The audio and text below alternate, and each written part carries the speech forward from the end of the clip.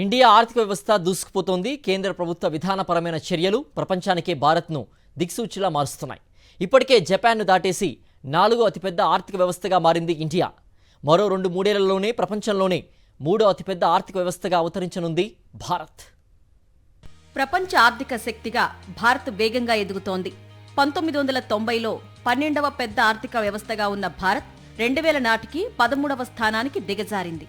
ఆ తర్వాత పుంజుకొని 2020 నాటికి 9వ స్థానానికి, 2023 నాటికి 5వ స్థానానికి చేరింది. ప్రపంచ జీడీపీలో భారత్ వాటా ప్రస్తుతం 4.1% ఉండగా 2028 నాటికి 5.7% చేరుతుందని అంచనా వేస్తున్నారు. అంతర్జాతీయ ద్రవ్యనిధి అంచనాల ప్రకారం భారతదేశం ఆర్థిక ప్రగతిలో మరో చారిత్రాత్మక మైలురాయిని చేరుకుంది. ఈ ఏడాది ఏప్రిల్ నాటికి 4.187 ట్రిలియన్ జీడీపీతో జపాన్ను అధిగమించి ప్రపంచంలో 4వ అతిపెద్ద ఆర్థిక వ్యవస్థగా నిలిచింది. ఇది భారతదేశ ఆర్థిక ప్రస్థానంలో కీలక ఘట్టం. తాజాగా నీతి ఆయోగ్ సీఈఓ సుబ్రహ్మణ్యం సైతం ఈ విషయాన్ని ధృవీకరించారు. We are the fourth largest economy as I speak. We are a $4 trillion economy as I speak. And this is not my data, this is IMF data. India today is larger than Japan. So it's only the United States, China and Germany which are larger. And if we stick to what is being planned, what is being thought through, it's a matter of another 2.5 to 3 years, we would become the third largest economy. 2024లో 5వ స్థానంలో ఉన్న India ఏడాది వ్యవధిలోనే జపాన్ను దాటేసింది.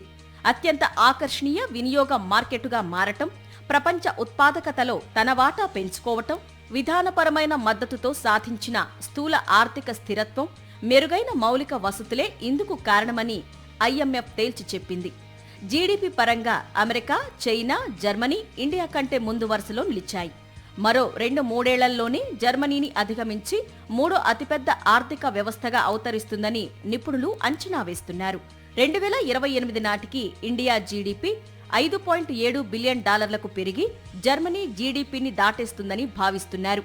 తాజాగా జరిగిన నీతి ఆయోగ్ సమావేశంలోనూ వికసిత్ భారత లక్ష్యంగా దిశానిర్దేశం చేశారు ప్రధాని నరేంద్ర మోదీ.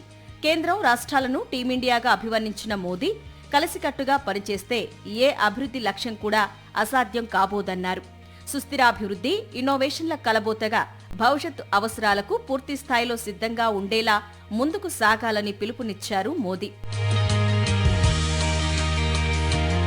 ప్రపంచంలో అగ్రగామి ఆర్థిక వ్యవస్థలుగా కొనసాగుతున్న అమెరికా, చైనా స్థానాల్లో మరో 10 ఏళ్ల వరకు ఎలాంటి మార్పు ఉండబోదని అంచనా వేస్తున్నారు.